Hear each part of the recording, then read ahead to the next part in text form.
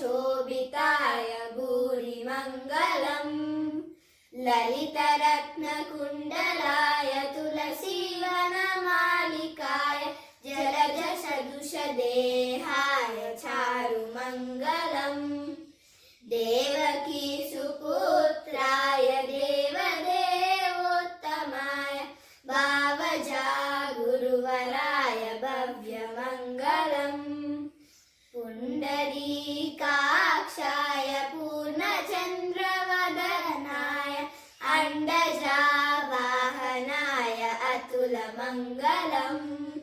विमलरूपाय विविधवेदान्तवेद्याय सुमुखचित्रकामिताय शुभमङ्गलम् रामदा